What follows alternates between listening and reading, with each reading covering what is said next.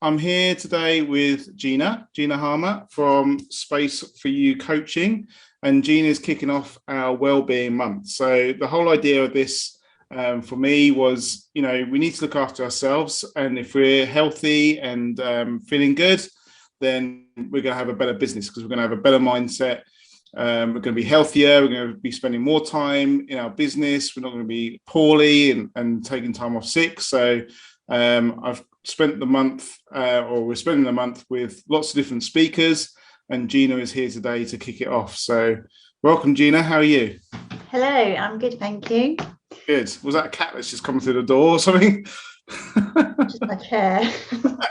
I've got a squeaky chair, sorry. Nice, no worries. So, thank you for joining us, and thank you for kicking off this Wellbeing Month. Perhaps you can just start with letting everyone know what you do and how you do it. Cool. So, as you said, my business is called Space for You Coaching. I essentially coach people, mainly women who are busy and want to improve their health and fitness and get more energy and sleep. I help people to improve their lifestyle around their movement, around their fitness, around their nutrition, and ultimately that will help with their sleep, their energy levels, their waistline, so they might get a whole new wardrobe out of it, and just their general confidence in life as well. So that is essentially the bare basics of what I do. Yeah, because a lot of this also feeds into self-esteem, doesn't it? And things like that. But as I was explaining to you before we went live, a lot of people in this Facebook group are really, really busy people. They work really hard. They have high demanding customers that demand a lot of their time. So sometimes some of them don't even get lunch breaks. They don't schedule it into their day, or they're just so busy and overworked they don't even get lunch breaks. So do you come across people like this quite a bit? I do come across people like that, and I have worked with ladies who are in that situation, and I will say it is hard when I start off with women like this to change the mindset around scheduling in their time and putting themselves first and making themselves a priority, to realise that actually benefits the rest of their life as a whole. To essentially, for women just to do that in the first place is quite hard, but then to add in the other facets of business, working women, just to make them aware that actually if you did that for yourself, then everything is just 100 times better. Yeah, I think it's something we all are perhaps guilty of, isn't it? Is putting ourselves first. But actually, in business, we have to put ourselves first, because if we don't, then we're not there to serve our customers, are we? Exactly. And it's a hard one to start off with. And also, we like to tell ourselves stories, and we're definitely in a culture where you have to be busy to be successful, or it's a perception of busy equals success. So rather than being more efficient with your time, which includes more efficient with your fitness, because you can get your fitness down into a 10-minute window every day if you want to, and you're efficient with it. So it is about changing that so that you don't have to spend hours doing things. In the world of fitness and nutrition, you don't have to. That's what I'm going to focus on today, rather than about in business and everything like that. You don't have to spend hours doing things. You just have to be efficient with it to make life a bit easier for you. Mm-hmm.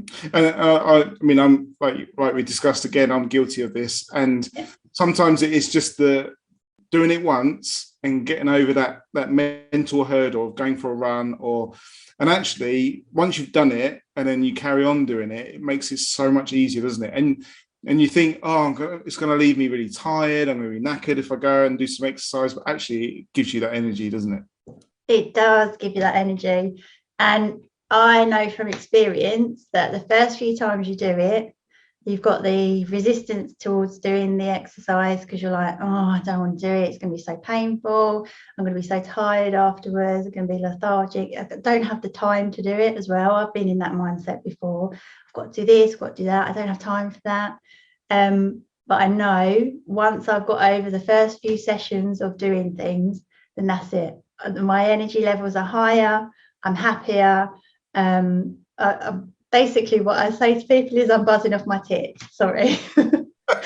Just because it's a proven exercise, is proven to assist your mental health. It raises your endorphins, so you're just going to be happier. There's so many different things for your health when you exercise. So I am quite passionate about it, just people getting out, not even exercising. Sometimes it's just move. And I know that you were saying earlier that your people on your page are obviously moving a lot throughout the day and standing up, but a lot of people that I deal with have very sedentary lifestyles, so they're sitting at a desk all day. I'm like, just move, please move. And the fact that you are moving in itself is a good thing. Because I'm just going to go off a bit of a tangent. I was because I do look into a lot of research and stuff, and they were doing some work with some cleaners at a hotel, and they told the cleaners this is around mindset. They told the cleaners, they split them into 2 different categories, where they didn't say anything to one category about what their job entailed, and in the other category, half of the category, they said, look, you're cleaning, effectively you're exercising all day and you're having a workout all day long, because it's quite it's a tough job, isn't it? And physically it's a tough job. So those women who were told that, and they were like, a little light bulb went off in their head, and they're like, we are actually, like, we're moving, we're exercising all day, this is amazing. So that when they were exercising, they were giving it a bit more oomph, because they're like, yeah, we're exercising, we're doing this. And at the end of the trial, the women who hadn't been told anything, nothing had changed for them, but the women who were doing the exercise or perceived it as exercise had actually lost 2 to 3 kilograms worth of weight, so that's effectively half a stone. So just that simple mindset shift of what you're telling yourself about what you're doing all day changes how you show up for it, which changes the energy of your body, which changes your body. So probably if you're standing there and you're working all day, you're on your feet and you're feeling tired, switch up your mindset. I'm standing. I'm having an active life right now, which is better than a sedentary lifestyle. And you might get a bit more energy just from that switch of thought there in itself, which will give you just a bit more like oomph to carry on with your day a little bit and be like, I'm not tired. I'm actually doing exercise by doing this. So it might like feed into that a little bit. Yeah, and I swapped my my sitting desk to a standing desk, so I'm actually standing up now when I'm doing Zooms and speaking to clients and stuff like that, and then just sit down when I need to do sort of typing and stuff like that. So that was just that switch in mindset, isn't it? And feeling like a potato sitting down at a desk all day, especially when I've gone from police work where you're out and about. Well, you sit in the car quite a bit, but there is moments of being out and about and stuff like that to sitting at a desk all day. So I've kind of switched that up a bit. Yeah, and that's like just those little tweaks that you noticed in your lifestyle. You don't have to go and spend hours in the gym. You don't have to completely change your nutrition to a bodybuilder's nutrition. You just do those little tweaks, and then eventually, if you stick with those little tweaks, you've made like 1,000 tweaks, and then suddenly your health and your lifestyle is better. Like you feel better, you have more energy just from little tweaks. And that is essentially what my coaching is about, is just to help people see the little tweaks that they can make along the way rather than drastic changes, because that doesn't work. So I suppose if you took those cleaners in the hotel, then added a nutrition plan to what they're doing, that would be like awesome. They'd be on the way to lose loads more weight and get so much fitter and toned up, wouldn't they? They'd be athletes in no time, just from like doing the cleaning job itself and like all the heavy lifting they do. But yeah, if you just, even the nutrition side of things, it is just doing the little tweaks. So when I start off with people, we look at what's going on in that moment. You don't try and change anything. You see where they are in that moment, what's going on, where the chaos is and where the good points are. So then you can really focus in on the good points first. Be like, you're doing well there. Let's like congratulate ourselves for that good moment.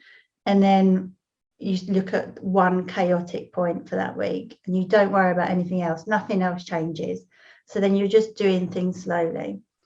Because the thing with diets as a whole, I don't like advocate diets, any kind of diets, because they don't work, is essentially they want you to change everything in one go. So you do it for like 1-2 weeks, you get fed up with it because you're depriving yourself, you're not having the things you like, your brain doesn't like it because it's unsafe, because you've changed everything so quickly that it doesn't see it as a safe way of operating. So you'll switch back to a way that your brain has had you operating, how it likes to operate, because you've got your neuro pathways where you like, it's all ingrained, you've got the grooves there of how you operate, and then you're trying to jump out the grooves basically, which you can't do unless you put layers there where you can just like nicely hop out and create a new groove of what you want to achieve. And it takes time.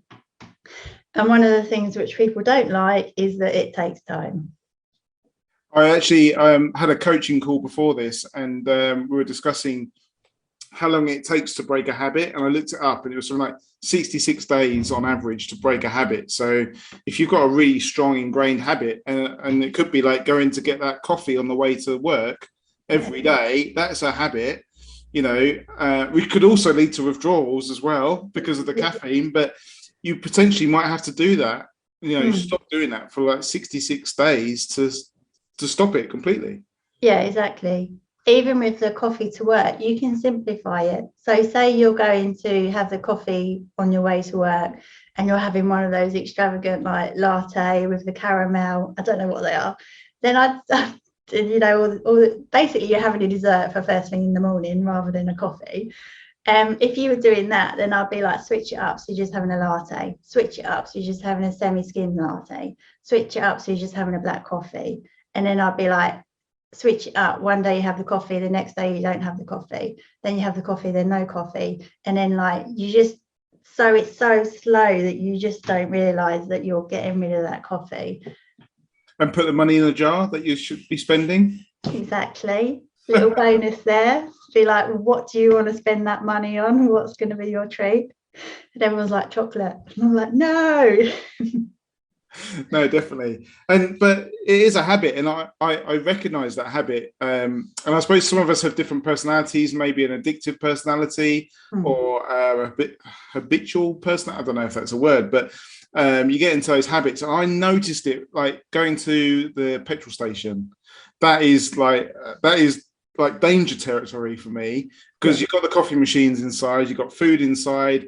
And I remember I don't get the choice at the moment because we've got no petrol stations near me where you can pay at the pump. But to break that habit, I had to go to petrol stations where I paid at the pump. So I didn't have to go inside and then get distracted and lured in by all the treats and everything inside. Yes, our environment is a terrible place for us to be sometimes, just because their marketers are incredibly good at selling things to us.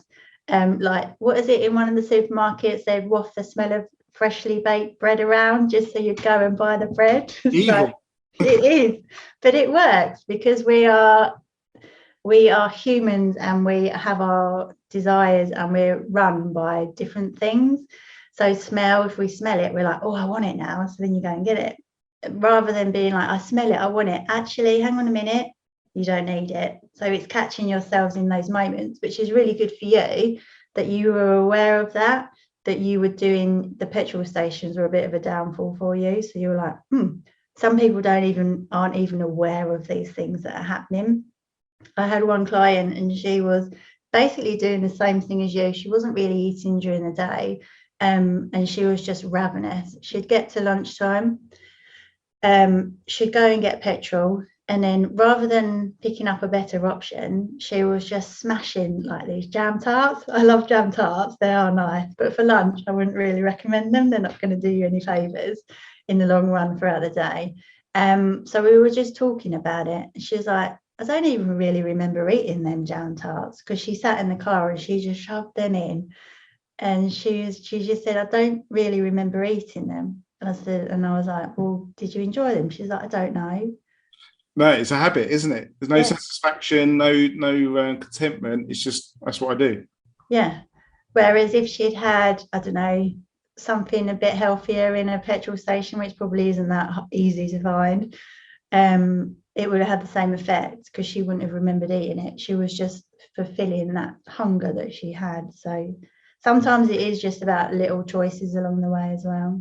I just thought of another thing as well. Rewarding yourself for going shopping, as in doing the food shop. There must be a reward at the end of the food shop, so it's going to be like a treat at the end. Yeah, something you see, something that you see which you think, oh, that looks nice, I'll just try that. Online shopping is the way forward for people like that. Potentially, yeah, definitely, and time poor people as well, I suppose. Yeah, preparation and planning for time poor people is a time saver, but again, it's a mindset thing, because I'll always be, if you prepare and plan your meals for the week, then it will save you time in the week. But they don't like the aspect of doing an hour, 2 hours of planning and preparing on a Sunday, because they're like, I'm too busy, or they're like, I need to spend time with my family. And I think, okay, I get that, but what is an hour or 2 hours on a Sunday, or whatever day you have off, whatever day you choose to do your planning and preparation for the week, and do some bulk cooking, which will save you time, prepare your lunches for the week, prepare your breakfast for the week. So then in the week, or whenever you're doing your work, it's all there. All you need to go is go to the fridge or the freezer, pick out the food, and that's your food for the day. And the thing that you'll notice is, because you've done the thinking about it on the bulk cooking day, your planning and preparing day, you aren't using up your thinking space in the week for what you're going to have for food. So that clears up your creativity time, your mental tabs, for other thinking space for other things in the week, rather than having to think about food. Okay, cool. So I completely get that, and sometimes it goes through my head like, I need to do that, but I think, oh, it's really like, it's kind of like following the rules kind of thing. I find it like, oh, just conforming to the rules. But I completely know that it will benefit me to have, and my wife, Emma's a busy pet groomer herself, and often doesn't schedule in time for lunch, often comes home and says, I've not even had a chance to go to the toilet during the day. So this is what like we're having to combat here, isn't it? So what planning your meals, but what nutrition would you recommend people take to the grooming salon to have during the day, between meals, or to stop that hunger, and then just like stopping at the garage and eating loads of rubbish? Yeah. So this is a tricky one, because I can't give you specifics, because everyone's different in what they like, and everyone's different in what they need in order to fuel themselves. So it's about becoming aware of when you're hungry, becoming aware in what satisfies you when you eat things. Because for me, I get really satisfied with eating protein, but then my sister, she really prefers a more carb dense meal, and that satisfies her. So we're completely, even though we've basically got the same sort of genes, we're completely different in what satisfies us. But what I would recommend is make sure you do have breakfast. When you do have your meals, that it is protein heavy. And when I mean protein, I mean meat, fish, eggs, dairy products, lentils, chickpeas, nuts. If you're vegan, if you're not vegan, the lentils, nuts are like more carb, fat-based products. Like cheese is a bit iffy because it can be more of a fat-based product. So yeah, so make sure it's more protein-based, because protein is more satiating for the hunger. And also, if you are trying to lose weight, then it takes more energy to digest the protein products than it does for carbs and fats. So essentially, it might be less calories, but it will take more calories to burn it. Little tip there. So throughout the day, if you are getting hungry, then you've got foods which are calorie dense and nutrient dense. So if you're thinking of your vegetables, your fruits, your lean meats, they are more nutrient dense, rather than going for, let's go for the obvious ones like your crisps, your pasties, your cakes, your chocolates. There's not much nutrition in them, but they're calorie dense. So nutrient dense probably has more water. They're more water-based products. And they do fill you up because there's a lot of fibre in them as well. So if you're having the whole foods and the non-processed products, then they're going to be better for you anyway. And they will give you more energy in the long run because you won't be eating crap. And then hopefully you get more energy to then come home and do better with your evening meals. Yeah, but that's where the bulk cooking comes in. Chuck it all in a slow cooker in the morning, and then you've got something to eat when you come home, and then you don't have to think about it, worry about it. It's all there ready for you. You're like, I don't know if I can do that. It is about discipline, isn't it? And I suppose that's where your coaching services come in, because we get bombarded with nutrition advice and fitness advice, but actually it's not. We can all go and read recipe books and stuff like that, but actually it's changing that mindset, isn't it? And getting your head around it. Yeah, because like you said, it is discipline, and discipline is very boring for some people. For some people, it can be due to trauma from a young age, where they're used to living in high toxic environments. So they're used to the up and down, and discipline feels unsafe for them because it is very monotonous, just like on a straight line, isn't it? Doing the same thing, repetition. And everything you need to improve your health and fitness is out there on Google. Go out and find it, and then it's there. It will just tell you what to do. So you asked earlier about what should I eat throughout the day. If you Googled it, someone would have put a recipe plan up for you, you can follow for the week. But the issue comes is, why are you not following it? Like, what's going on with you for you not to follow that? And it comes down to the awareness of the petrol station thing, which you said about earlier. Like, you became aware of that and then you've changed it. So it's those little tweaks along the way and then managing the resistance that you have towards the change. So I could sit here and be like, so what is it about the preparation and planning that you don't like? And you said it's the discipline and following the rules, isn't it? Yeah, and also like for me, I suppose it's like admitting that I need to do it, and people going, well, I told you so. I told you need to eat better because you'll make you feel better. And it's like, it's admitting that there's an issue there. I suppose that could be something. Yeah, so then we could go into that. So why do you feel like there's an issue there at the moment, would be my first question. Yeah, well, I suppose because I was always told that I had an issue from school.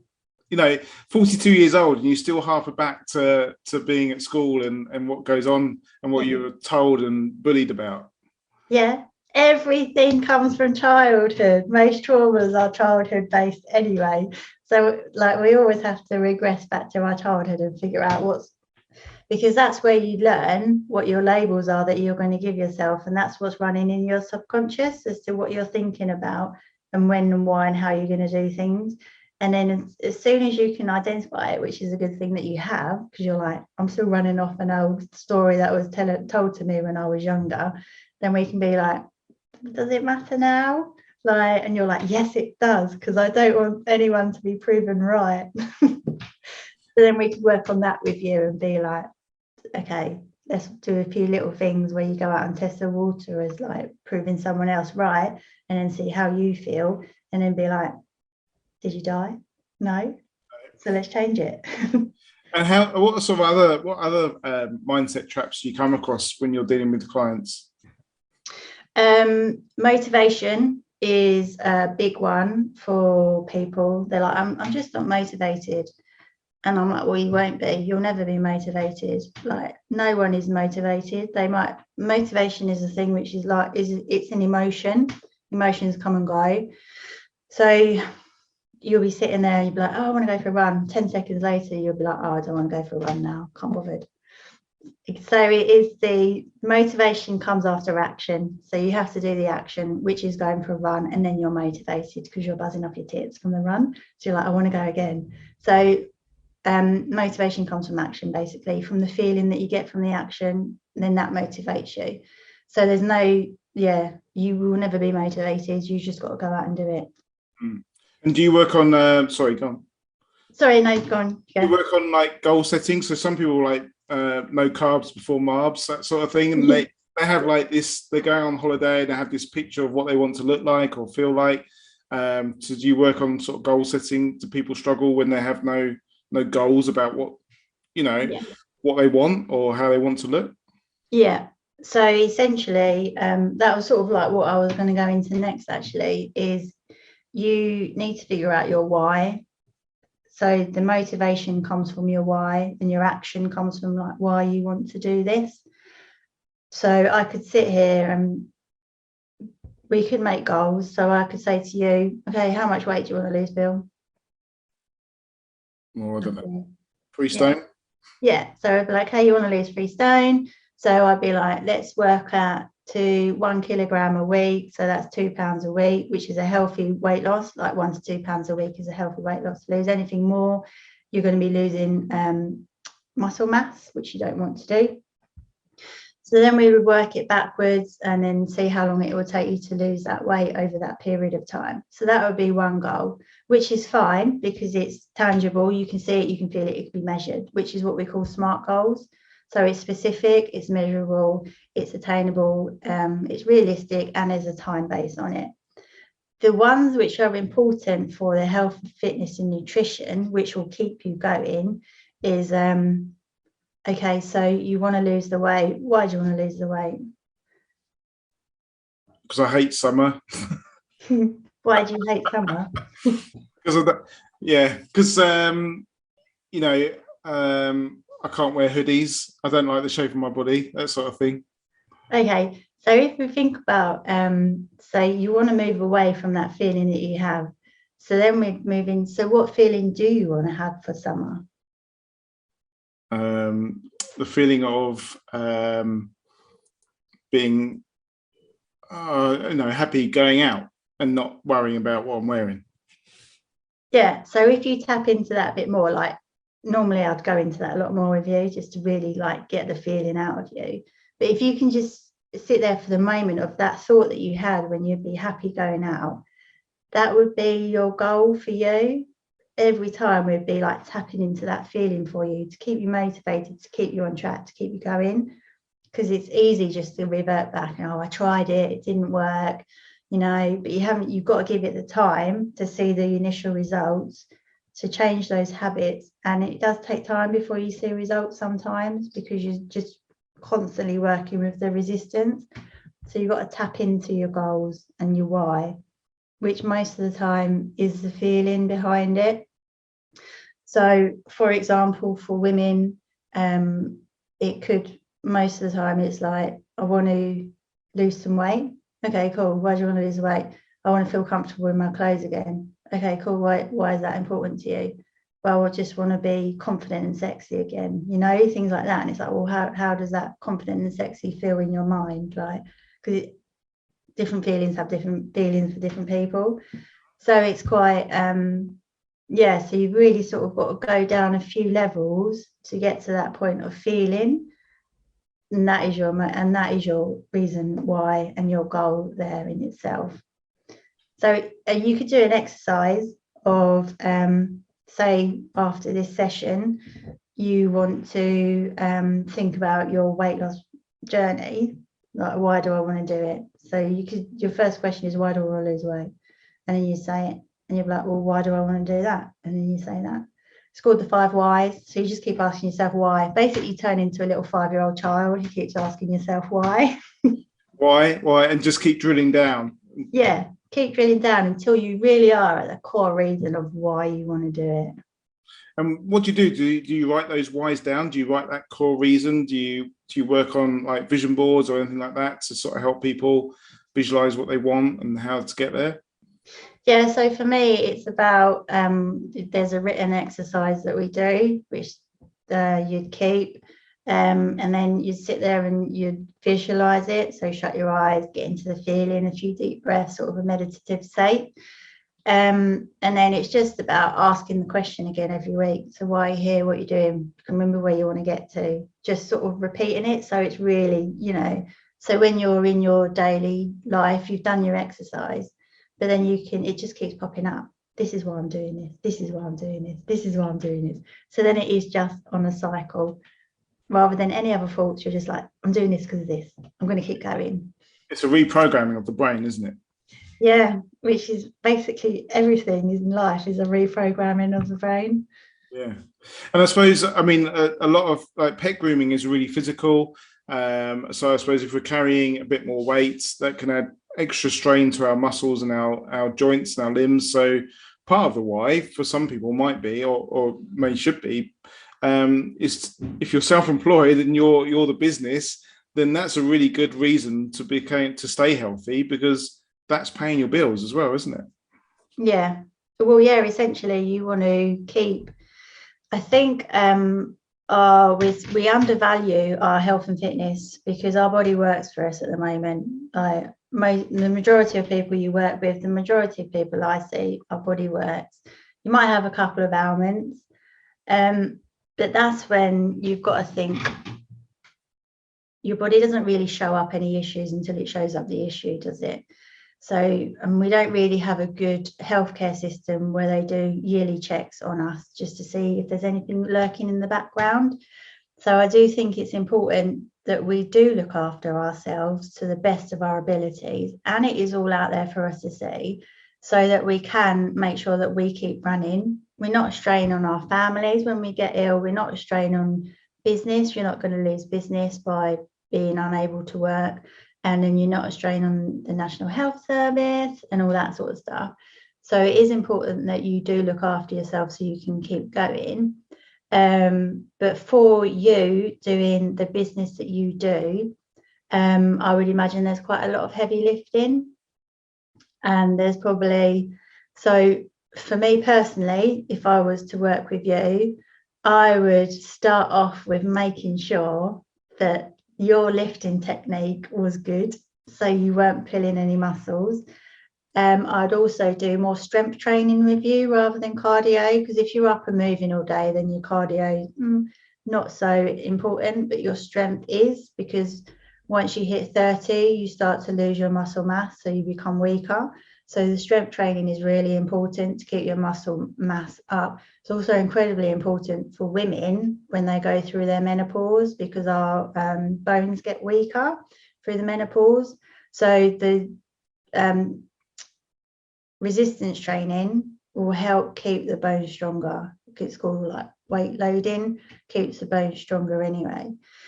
So I personally would recommend that if any of you want to, just start doing resistance training. So you can start off with your body weight, just do some squats, some lunges and some push-ups, boom, 10 times, 3 times a day. And then that's not even 10 minutes a day probably.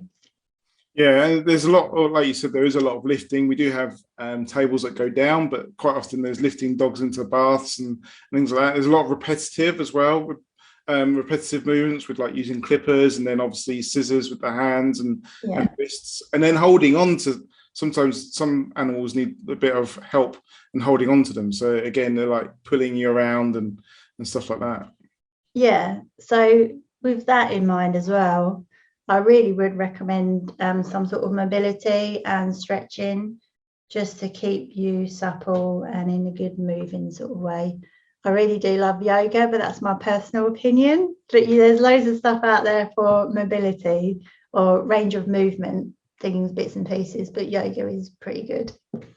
You say this needs to be sort of built into our routine, because there'll be people listening to this going, I haven't got time for, yoga. I'm too tired to wake up at 6 a.m. and get up and do stuff. It all feeds into each other, doesn't it? Yeah. This is sort of this is where it is about building it up slowly, becoming aware of how you spend your time. So I had a lady who, she runs her own business. She's a beautician, so she'll work as and when she needs to for the money. She wasn't scheduling in any time for herself. So I was like, get your diary out, let's schedule this in, get the discipline in to say that is your time, 10 minutes in the morning. And then we ascertained that she was sitting there scrolling through Facebook. And I was just like, are you busy? Are you like too busy? Like, Facebook important? She doesn't do any of the social media stuff. So she was just, scrolling because it's addictive. I do it. You get on it and then you're off, aren't you, on the reels and everything? And I'm like, oh yeah, that's a rabbit hole. That's a rabbit hole. Like, reels, and whenever I sort of do my Instagram course, and I sort of say to people, this is the procrastination button, because once you hit the reels button, that's it. Yeah. I'm gone. I'm like, bye, well, see you tomorrow. That's it. But it's like, I'm aware of it and I know I've done it, and I'm not blaming being busy or time, or I'm like, don't have enough time. I've wasted my time doing that. Fine, I've done it. Tomorrow I won't do it. So you don't need to spend hours in the gym. I have a yoga app, which was like £30 for the year. And I will do 10 minutes in the morning, or 10 minutes for lunch, or 10 minutes when I get home. And I feel my body just feels like tingly when I finish. It's like nice and energized. It's not hard going. It's not going to be like high impact training where you feel a bit tired afterwards. I feel energized afterwards. And it's about, you don't have to do it every day. You could do 10 minutes 3 times a week, or 10 minutes 2 times a week, just to start off. And if you, this is where I'm going to get a bit preachy, if you cannot find 10 minutes in a whole week just to do a little bit of stretching, then I'm going to call bullshit on you. No one is that busy. Then you really need to assess what your priorities are, where you're spending your time, how you're scheduling your time. Are you disciplined with how you're doing your time and your scheduling, and how much do you want it, basically? Yeah, I mean, we do 3 episodes of Vikings a night. I mean, that's the 45 minutes each. You've got time. You're not that busy then, are you, to be doing that? You could be bulk cooking in them 3 hours for 2 weeks. Well, yeah, it is true though, isn't it? And that in itself is just a habit, isn't it? Sitting on the sofa watching telly is a habit. And I do enjoy cooking, but I suppose like everything we've talked about this morning, it's all about starting, isn't it? Yeah. Getting started, because the thought of getting started is worse than actually doing it. And then once you've started doing it, the thoughts and is actually better than not doing it. Yeah, it is. I would always advocate people doing it, because you would just feel so much better. I used to did shifts like in the police with you. I smoked, I was on junk food, drinking alcohol. I felt like death. And then I started doing CrossFit because I enjoyed it. I found something that I enjoyed, and that's the other thing. Find something you enjoy. Because if you're just going out because you're watching the Instagram influencers and doing what they're doing just because they're doing it, you're going to hate it and you're going to quit. So do something you enjoy. One of my friends, she does club size because she enjoys it. She's got her glow sticks and she's going. And I'm like, it's not weight resistance training, but she's doing something, so it doesn't matter. So find something you enjoy. Look at your time and scheduling around that sort of thing. And then just, you'll enjoy it eventually, and you'll get addicted to it because it is addictive. Any tips on getting up at like early in the morning? No, don't do it if you don't want to. I don't. It's unnecessary. It's a toxic culture, that 5 a.m. club. Sleep is the most important thing you can do. So I did actually just want to say, because you said about the 3 hours of the Vikings in the evening. I used to use TV to numb out, and I'd say I was resting because I wasn't using rest properly throughout the rest of the day.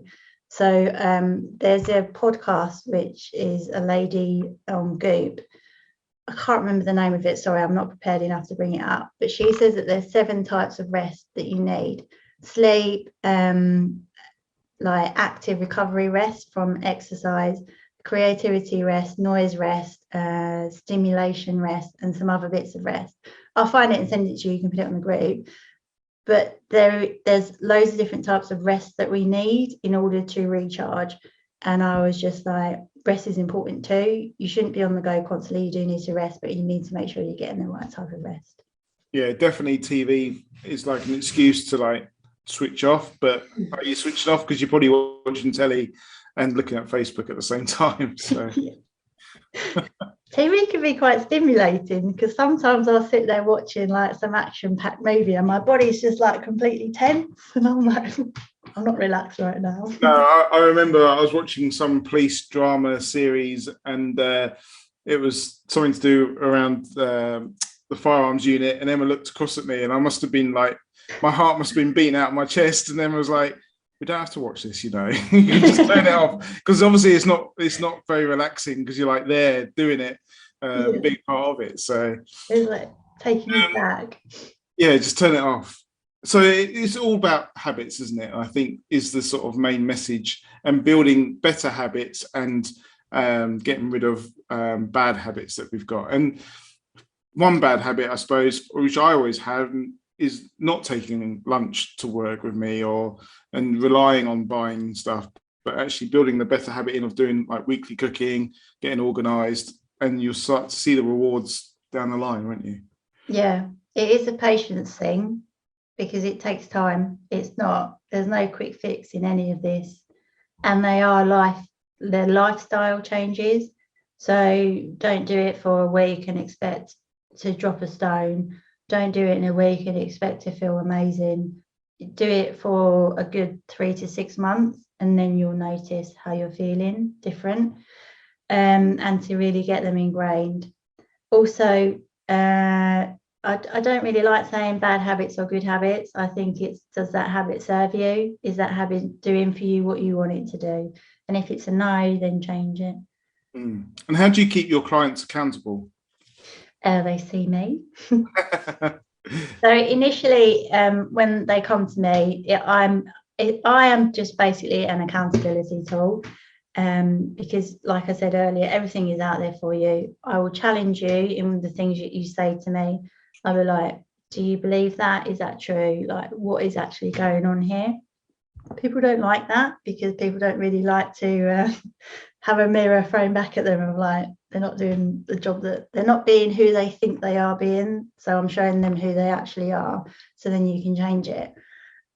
So essentially, I'm just an accountability tool to begin with, and then we'll build it up so that they become accountable to themselves. Yeah. And then put their goals and make sure they're following their goals. Yeah. And one of the good ways you can do that to become accountable to yourself is journaling. Love it. So keeping a diary. Yeah, essentially. Adrian Mole style. Yeah, do diary. Adrian Mole. What sort of things? Because I was listening to a podcast at the weekend about this, and the podcast is all around the diary that this person keeps during the week. So, are we talking like reams and reams, or bullet points, or is it down to individual? It's down to the individual. Men and women probably will journal differently, because men have more of a masculine energy, so they need it to be more structured, whereas women just might go into more of the feminine energy of just like writing everything that just comes out of their head and just flow with it. You can sit there, you can say, ask yourself a question: how do I feel today? What do I want to achieve today? Who am I being? Who do I want to be? Things like that. Or you can just write one line: hello, I'm going to have a good day. That's it. Everyone's different. You can buy journals which have prompts for you. You can buy journals for different things that will get you different places. It all depends. It's just so unique to who you are and what you want to achieve. It's definitely a phrase or something that's being talked about a lot more. The more people I speak to, the more people talk about journaling, and also affirmations. Do you do like affirmations and things like that? Affirmations I struggled with at first, because I had low self-esteem or low self-worth. They'd be like, just tell yourself you love yourself in the mirror every day and how great you are. So be like, I am great, I am amazing. And it just wash off me because I was like, I don't believe this. This is like bullshit. Sorry, swearing. So an affirmation, they are really powerful tools if used correctly. So if you're going to say an affirmation, it has to be something which is believable to you in that moment. So, for example, for me, an affirmation is I am doing the best I can at the moment.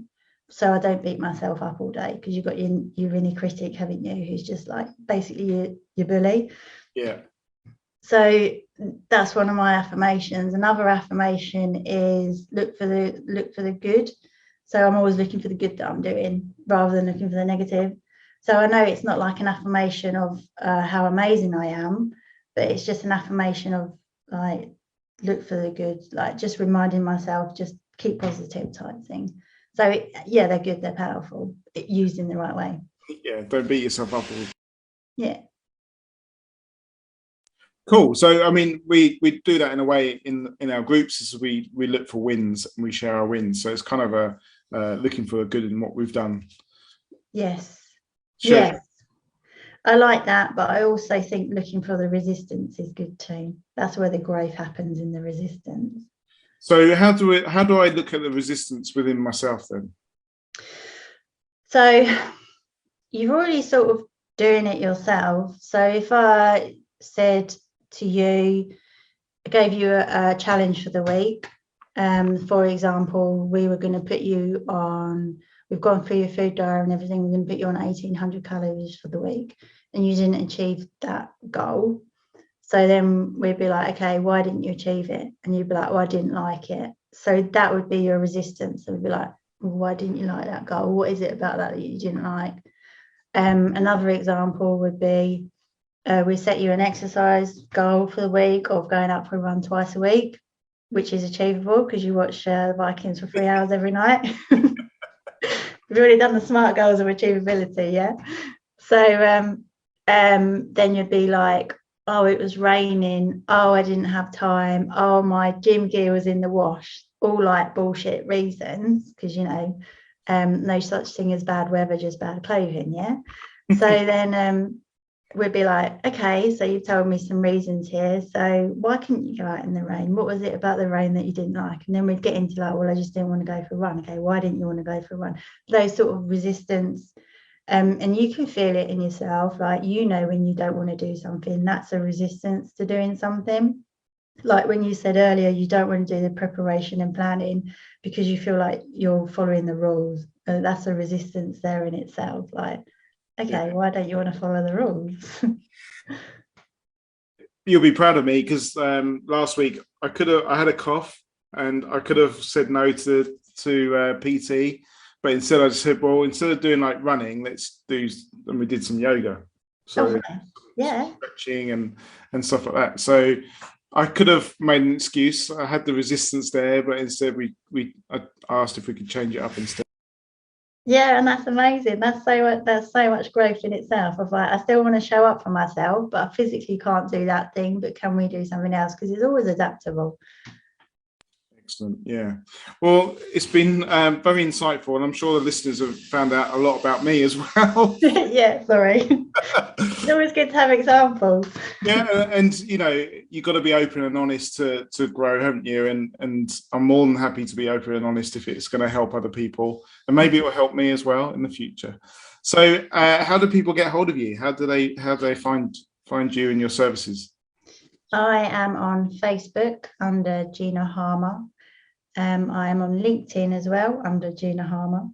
And I am also on Instagram as a Space for You Coaching. Okay. And what kind of Space for You coaching? And are your packages like bespoke to the person, or do they 6 weeks, 6 months, or how does it? They are. So initially I start off with like a 12-week program. But initially I have like a consultation just to chat through with what everyone needs, and they are very bespoke to what people need because everyone's so different. So I have sort of a basic structure to the program, but essentially I don't think I've ever followed it once, if I'm honest, because you just go into tangents. It's so specific to actual person. Yeah. Brilliant. Well, thanks for coming on and kicking off the Wellbeing Month. Hopefully, people find it useful, and even if you're just taking a little bit away from it, like thinking about resistance in yourself, and start to make some changes, make some positive changes. No, I hope it's been helpful to at least someone. That will make me so happy. Yeah, that's all we want, isn't it? Yeah. Good. Brilliant. Thanks for your time. Thank you for having me. Take care. And you.